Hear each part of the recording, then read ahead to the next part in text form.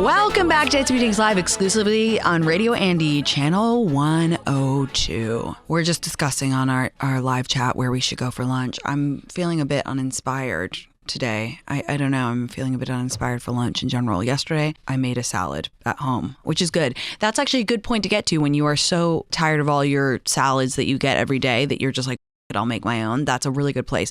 So maybe I'll just make my own again. You do feel good afterwards. You do feel good when you make your food at home. It's crazy.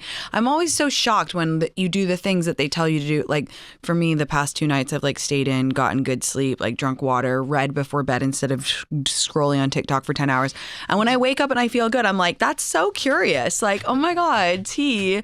Like, oh my God, I ate a salad I made at home. I feel amazing. Wait, interesting. Like, duh, things. But anyway, that's all right. Life is short. You got to live it up. Jane, let's talk to Jane. How are you? Hey, I'm good. How are you? I'm good. What's going on? Good. First of all, I love you. I have read your book. I've listened to, I think, every single one of your podcasts. And I just want to thank you for everything You're so sweet. you have done for me. You've changed my life. And Jane, thank you. Of course. And so I took a gummy recently, which I never do. And I think I sort of had this like epiphany. Okay. And I want to get your thoughts on it. Tell me. On whether I was high and overthinking or if this is like a legit thing. Okay. But basically, and I've heard you talk about how there's this huge inequality between men and women orgasming. Yes. And I was just thinking, and I think especially with situationships, I think if a situationship or a relationship ends, boys are always so quick to be like, women are crazy, like this girl's crazy, like after a situationship ends or relationship because she has a harder time getting over it. And I think this could partially be due to a fact, and sometimes, not always, but if the man never made her finish, then she just genuinely like fell in love or really got to like the person that he actually is. Whereas if the man was finishing the whole time and you can really get that from anyone, I don't know if that makes sense where I'm going with that. Wait, so let me say it back to you to make sure I'm understanding correctly. So you think oftentimes with situationships, the guy is like, he's just finishing all the time, like as guys do, whatever. And so he might not be getting as invested emotionally, but he is coming all the time. And then with a girl, she's usually not orgasming every single time they hook up. So she's actually there for the getting to know him. Yes, and like falling in love with the actual guy and person that he is without having like the finishing aspect of it. Right. So that you're saying that could be why there's an imbalance in how they view the situationship. Yes, and I think that that's why boys and men are so quick to call women crazy, like after a relationship or situationship, and why there's that sort of stereotype. Okay. I see it. I see your point. I think personally, I think there's like 3 things going on. I think it's like there's massive orgasm inequality, which I think relates to the patriarchy, and I will talk about that till the day I die. And I think it's very important that women know that they should get theirs, and it's important to know what you like, because if you're hooking up with someone consistently and they don't care about you finishing, then they don't care about you. And that just pertains to men in the world.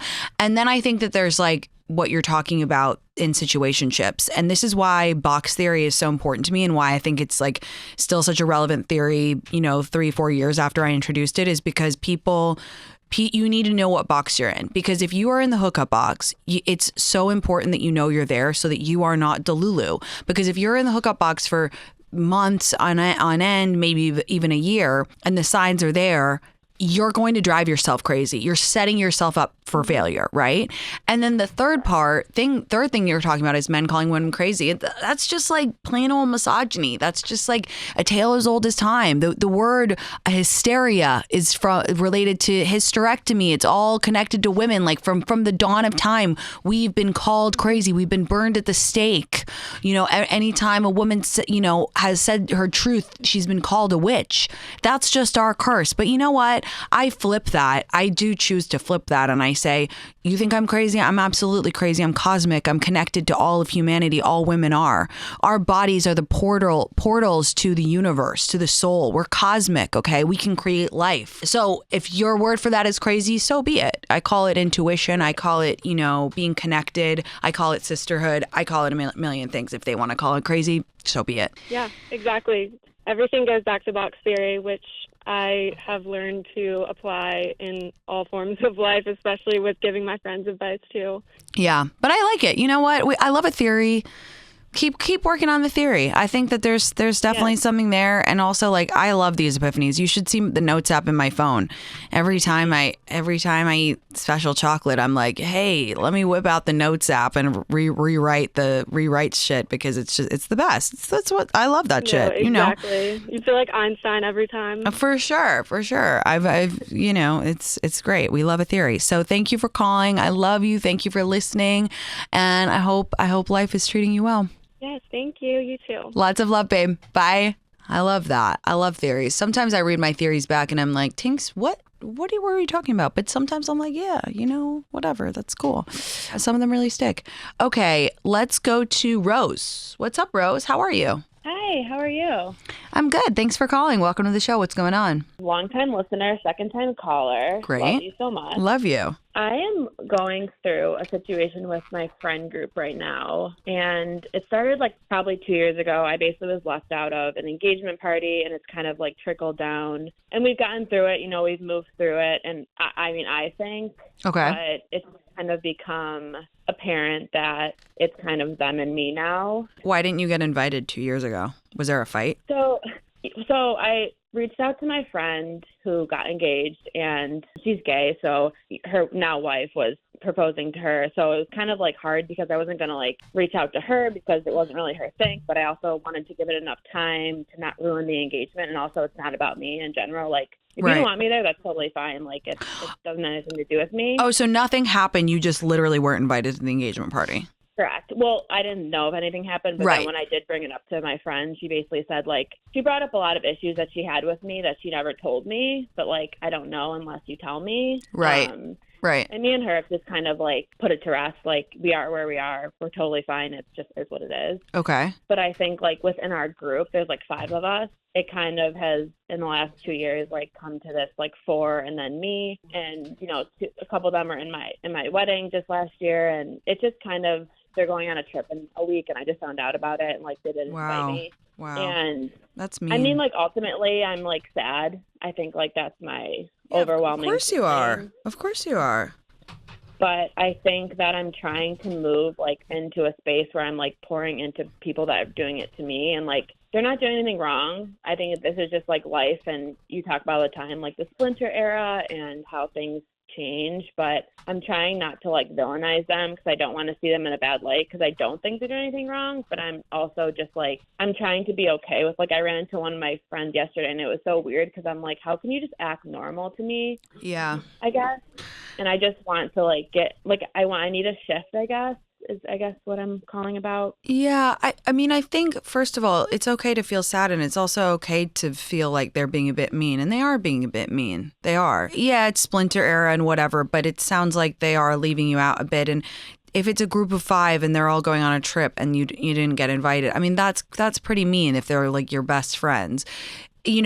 Like you said, if they have an issue with you, they should bring it up with you. I think if you're that close, they owe you a conversation. But if you feel that this has gone on for 2 years and they're all just kind of slipping away, sometimes girls are really mean. Sometimes that just happens. And it sounds like you're kind of already in a place of acceptance, which I think is helpful. It's still mean. I think your idea of pouring into people who are giving back to you is really good. And honestly, yeah, sometimes the best thing to do with a group of kind of mean girls like that is to just be like, okay, and just don't reach out to them. And, you said your friend acted normal when you ran into her. Act normal back. If they text you, respond nicely. Don't reach out to them. If this is how it's going to be, this is how it's going to be. It's painful and you have every right to be hurt, but it sounds like they've kind of made their decision for whatever reason. And I don't know. I mean, you could do one last Hail Mary and reach out to the one you're closest to and just say, is something wrong? Like, I don't understand what's happening. But again, that's a painful thing to do. And if they're already at the place where they're going on a trip without you, I don't even know if there's a point, to be blunt. No, I agree. And like, I have reached out to like, one of my friends does reach out to me quite a bit and like makes the effort to like acknowledge things, you know, and it's like complicated because I don't feel like it's fair that she has to answer for 3 other people either, right? Just because she's the one that reaches out. Right. But I'm trying to like exist in their world, not like how they'll let me, but like where I have a good mindset, not where I'm just showing up being like, see, I'm better. Like, I can be here, I can be okay. And I'm trying not to like prove myself to them, I guess, if that makes sense. Like, yeah, I don't need to be invited, but I'm happy to be here, I guess. Yeah, I think take space. Yeah. I think try to spend more time with people who are fountains, not drains. And yeah, I'm sorry, it's painful. Shit's hard. Friendship as an adult is really, really, really challenging. Yeah, it is, but it's life. I mean, there's worse things. Yeah, I'm sorry. You have a good attitude about it. Okay. It's dissociation. Thank you so much. I love you. I love you. Yeah. Love you too. Thanks for calling. Be strong. Bye, babe. Yeah. Have the best day. Bye. Bye. Yeah, that's really painful. I think, I don't know. That was painful. I wonder what the other girls would say. It's a group of 5 is hard. I do kind of think that age-old adage of like odd numbers of girls is tricky. You know how they always say 3s don't work? My mom always uses to say that to me, and every time I was in a 3 group in school since I was little, it always fucked up. One always gets left out, you know what I mean? And maybe it's the same with 5. In college, my group was 6, and we've always worked really well as a group of 6. I don't know if that's true, but I'm just kind of spitballing here. But I hope she's okay. That's a tough thing to go through. All right, Jane, another Jane. Hey, Jane, what's going on? How are you? Oh my gosh, this is so exciting. Hi, Tinx. Hi. I'm good. How are you? Welcome to the show. Thanks for calling. Wow.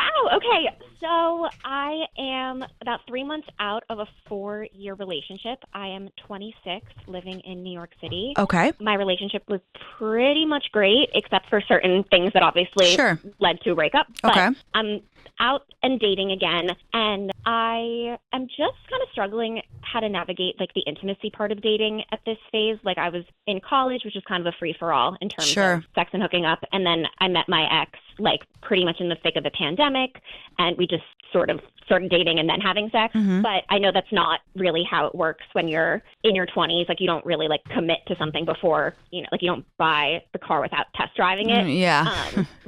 You can. By the way, there's people out there who do it. There is people out there who do it. So if that's what makes you comfortable, by the way, you can do that. Fair enough. I think I want some more experience though before I get that to something again. And I've done like the work. Like, I've read Come As You Are, which I know if you've recommended before. Yeah, I love that book. And it's an amazing book, and I highly recommend to anybody who is trying to figure out what makes them tick and what works for them sexually. Mm-hmm. But I'm like dating a few people at once, trying to figure out when to know that it's like a good idea to start like progressing things without getting too ahead of myself. So any advice you have on that, I'd appreciate. So I am of the school of thought that you should have sex with someone when you want to. I want to be very clear. There's a lot of other people out there who say you should wait for 5 dates. You should wait for 3 months of dating, different time limits. That's never worked for me. And I don't like the idea of using sex as a tool to manipulate people. I always think that kind of what's going to happen is going to happen per my box theory. So for me, I have sex with someone when I feel comfortable with them and when I want to. Sometimes that's on the second date. Sometimes that's after 3.5 months. I don't like to set rules for myself because each situation is different. Also, sometimes I feel like having sex with someone knowing that I don't want to be in a relationship with them. Most of the time, actually, for me, but whatever. But, so it just depends. Like, I think you should want it. You should feel super comfortable. And I don't want to say like no strings attached to it, but it's like detached from outcome. I don't like to think of, again, like sex as a move in a chess game. I don't like to play games. I don't like power dynamics, like that stuff. I think the most powerful thing that a woman can do is do what she wants to do do exactly what she wants when it comes to sex. And so that's the best, that's the best indicator. Also, when you're with someone and you feel comfortable and you're like, you know what, no matter what happens, like I feel like being intimate with you right now, like that's the best scenario. Right. Okay. That's very helpful. And like, again, the dynamic of my relationship previously was a little bit like on his terms, and I'm trying to do things more on my terms. So yeah, sex is part of that. So thank you. It's absolutely I really part of it. And also it's part of it, like, in my opinion, I think casual, safe sex is an important part of life. I think it's a good thing if you feel like doing it. Obviously, everybody's different. For me, it's a positive thing in my life, and I think it's been vilified quite a bit and villainized quite a bit, especially for women. And I'm trying to change that. So if you're very young, you're 26, you're living in the city, you're having fun, like if you have that urge, that is okay. Be safe. Be comfortable, have fun. That's what our bodies were made to do, right? Like just like we eat, we have sexual desires, we have urges, and that's more than okay. So go have fun, be safe, and I'm gonna go have some sex this weekend in honor hell of you. yeah. I love when people think about me when they have sex. Bye, babe. Thanks for calling. Bye. Thank you so much. Have a good Bye. That was the best. You remember when that girl called and she was like, Tinx, this guy went down on me this weekend and I was thinking about you the whole time. And I was like, perfect. Amazing. That's just what I want to hear. Okay, you guys, super quick break. I will be right back after this taking more calls. So if you're on the line, stay on the line.